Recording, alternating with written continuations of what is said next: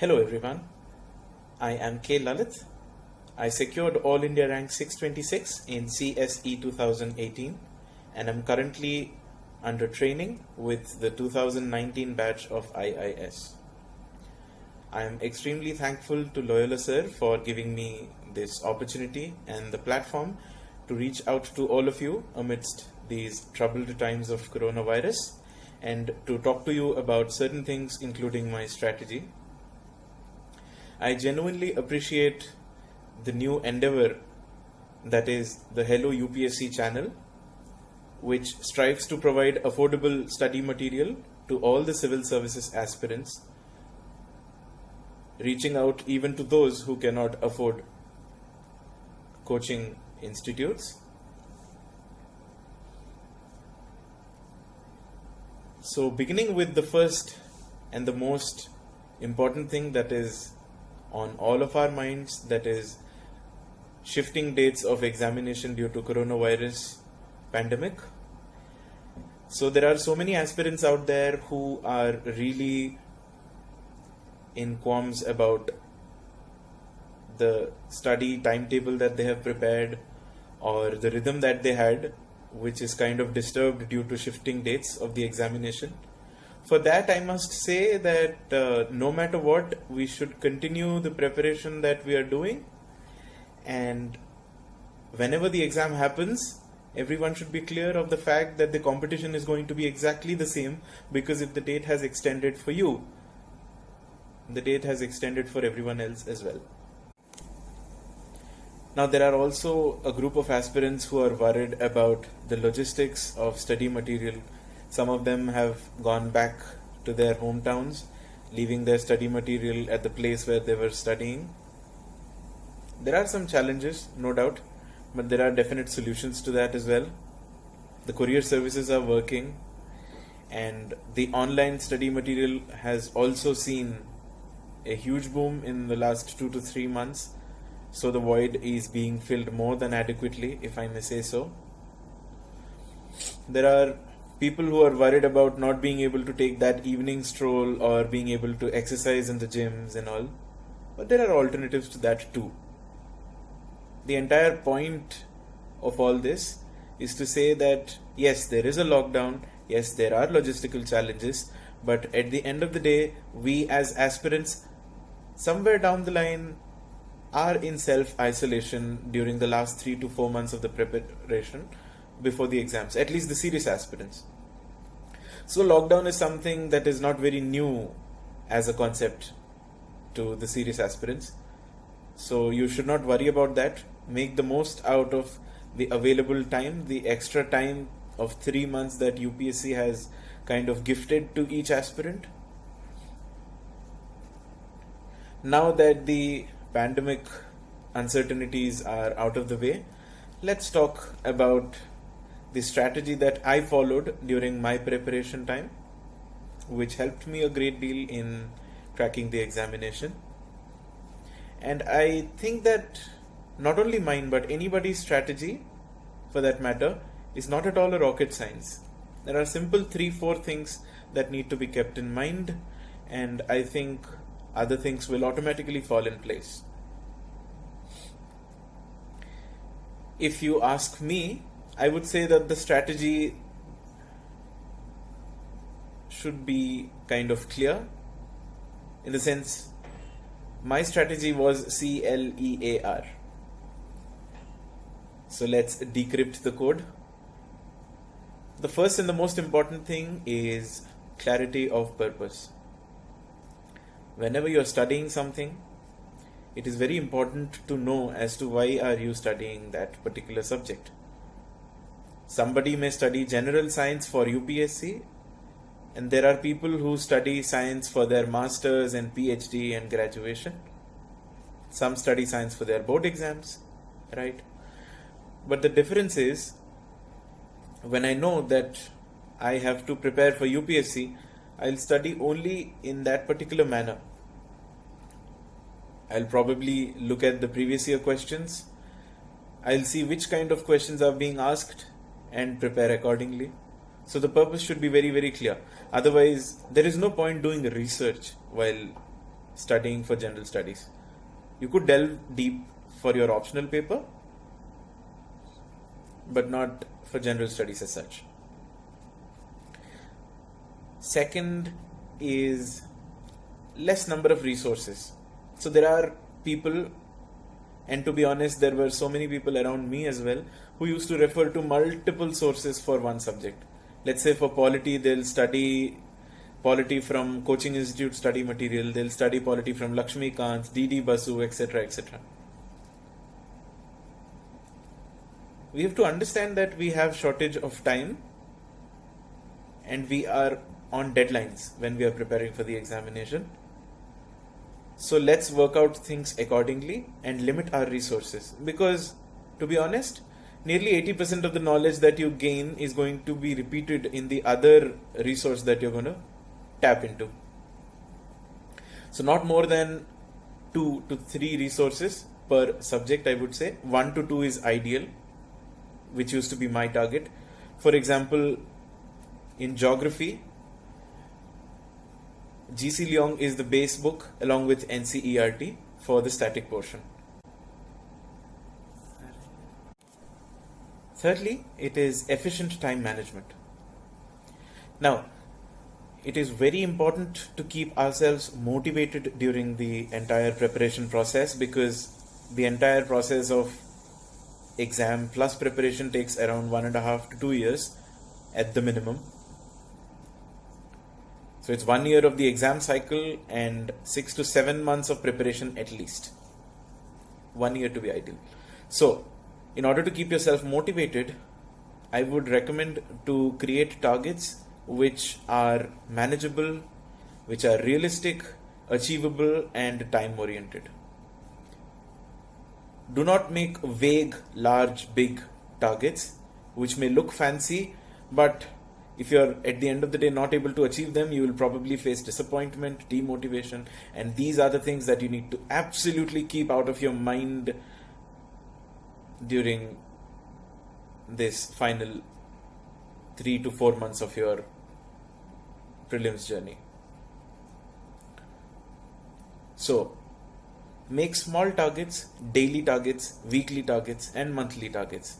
So let's say you study from Monday to Friday and revise on Saturday and Sunday, and you repeat this cycle for 4 times and revise all those things on the last 2 to 3 days of the month. Something like that. It's just a vague idea that I'm trying to give. So this worked for me in the long term. Efficient time management is very, very important. Fourthly, it is adequate revision. It's not only important to study, but it's equally important to revise. I would say less number of resources and more revision is highly rewarding vis-a-vis more number of sources and less revision. Because at the end of the day, whatever you can replicate in the paper, whatever you're able to retain in your mind is going to count. It doesn't matter how much you studied. It doesn't matter for how long you studied. What matters at the end of the day in the examination hall is what all can you remember from what you studied. So, study less, revise more is the key to success, in my opinion. And the final ingredient is rigorous practice. You studied, you revised. But what is the use if you don't practice the questions? In case of prelims, it is MCQ questions. In case of mains, it is a very specific way of writing answers which is going to fetch you marks. So unless and until you practice in that way, you will not be able to score. Because somebody who has a lot of knowledge also needs to know how to communicate it in the way that the examiner desires you to communicate.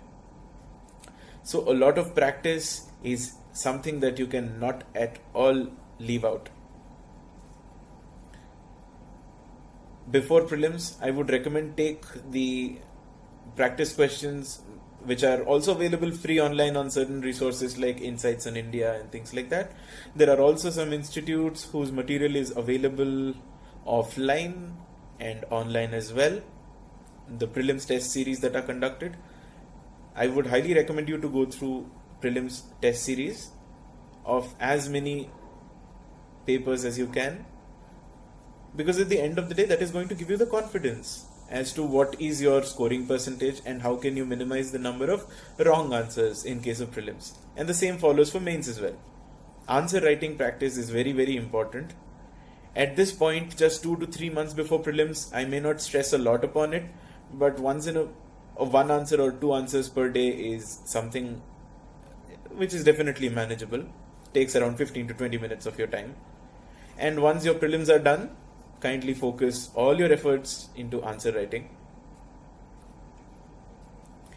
Now CLEAR is kind of looking very clear, but the most important thing amidst all this is to know your syllabus by heart.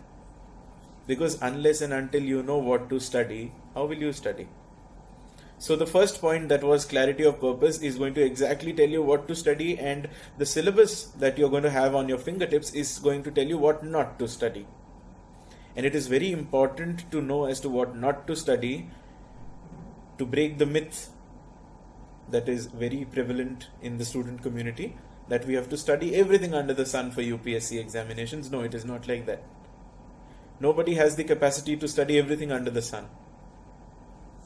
Strategic preparation is what is necessary, and for that, please memorize the syllabus by heart.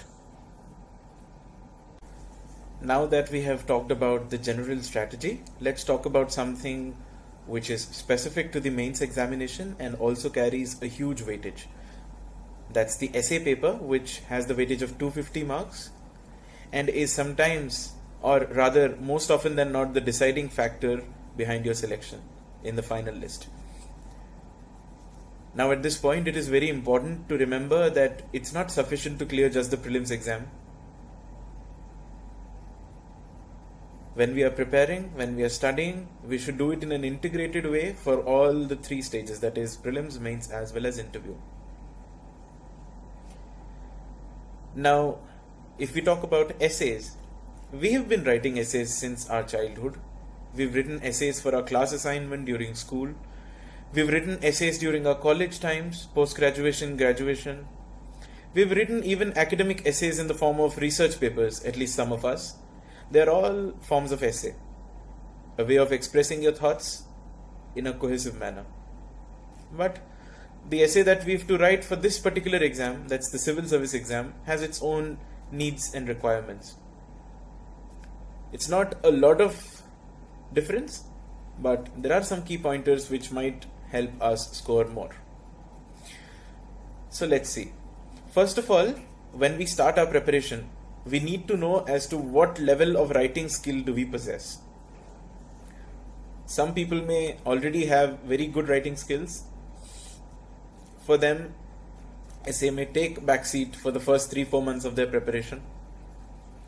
But for those who are not good at writing, and there are many of us like that, not a big deal. It is a habit, it is a skill that can be inculcated with time and effort. So I would say for those who are not good at writing skills, may start writing on any random topic that they like, topics from current affairs or topics from whatever they are studying currently. Because it's important to learn the skill to write cohesively first before starting to attempt an essay. Now that we are done with it, I would say even before prelims, writing one essay per fortnight, that is once in every 15 days, is a healthy practice. If we are not able to do that due to some reason, at least after prelims, if we begin with one essay every week, let's say every Sunday, it will slowly develop the pace of our writing, and by the time we attempt the mains exam, we should be in a good rhythm. And because essay paper is the very first paper during the mains, so we can definitely tap on that rhythm. Certain things that I have learnt during my essay writing for the examination is that number one, it needs to be multidimensional, holistic. So for example, you get a topic. You need to be able to think and express your thoughts in all the possible dimensions. Now some people take help of the syllabus to explore dimensions, like they do the pestle analysis, the political dimension, economic, environmental, legal, etc., etc. Some do the time series analysis, history, current, future. Any which ways, it needs to be multidimensional, which also shows the personality of the aspirant. Alongside, we have to keep in mind that we should not use very complex language. The mode of expression should be simple yet effective. We should refrain from using jargons. So for that, if we have 4 options, let's say for writing an essay, we have to pick and choose from them. So one of the rules of thumb that my mentor told me is to keep away, if possible, to keep away from those topics which are close to your optional subject. Because what happens is, when we start writing about our optional subject, we tend to use that extra deep knowledge that we've learned. And essay is the part of general studies.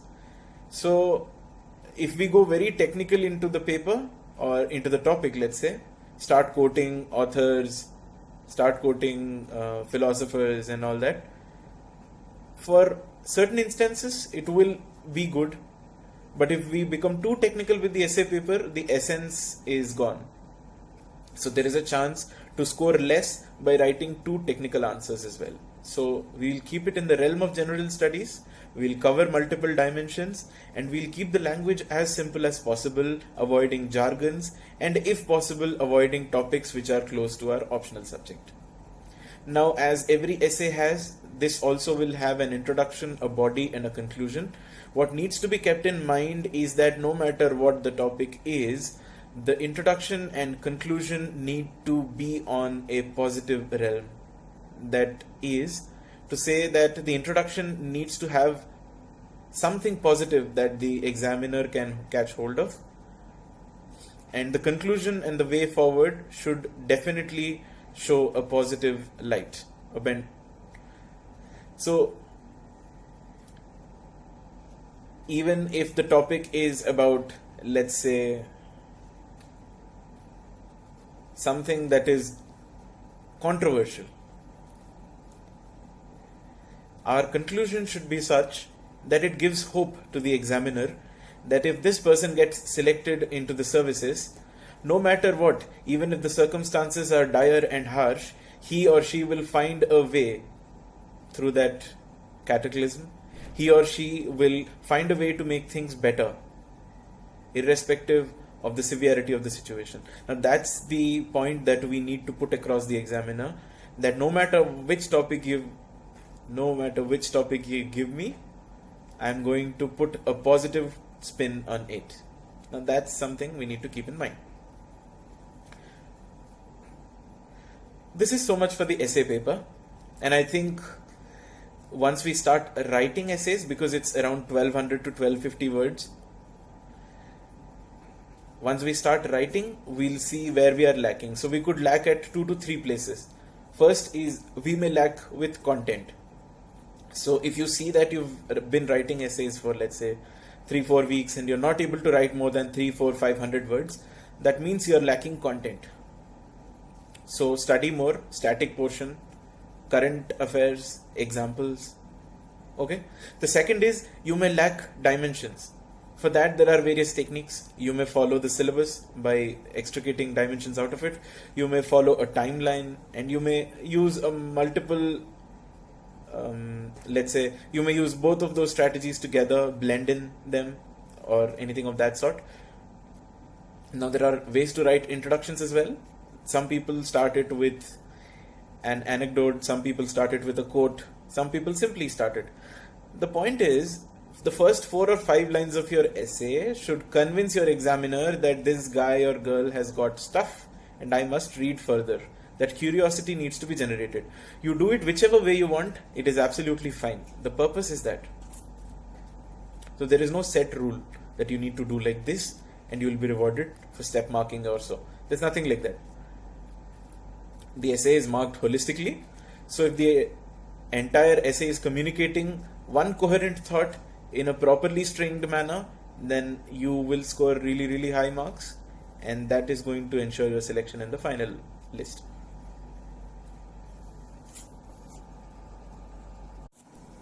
Now that we have talked about everything that is strategy, we need to keep in mind that the most important weapon in our arsenal as aspirants of civil service examination is positive mindset. In the long duration of 1.5 to 2 years of preparation plus examination process, there are going to be situations where you will feel like, oh my god, what is happening to me? My goodness, I may not be able to do this. How am I going to do this? Or probably my room partner or somebody from the coaching is so far ahead of me. How will I catch up? There will be such instances in every aspirant's life. There have been those instances with me as well. What we need to keep in mind is that we really cannot do anything about how some other person is preparing. The only thing that we can do is to do the best that we can and to make ourselves a better version of our yesterday. Let's be honest, we cannot control the performance of our competitors. So the best that we can do is to put in all our efforts in such a manner that whatever happens to the result, no matter what, we are satisfied with the effort that we put in. That is very, very important, my friends. The result definitely matters, but the civil service preparation journey is equally delightful, enjoyable, and enlightening. So I request all of you to enjoy the process of learning, to enjoy the process of understanding new perspectives of looking at things. Enjoy the process of broadening your horizons, and ultimately you'll enjoy the entire preparation without putting it as a task or something that you need to do because somebody else has told you to do so. It's a very courageous decision to prepare for this exam because there is a lot at risk. The most important being time, because we are at the most productive age of our life and we are devoting this much time for the exam.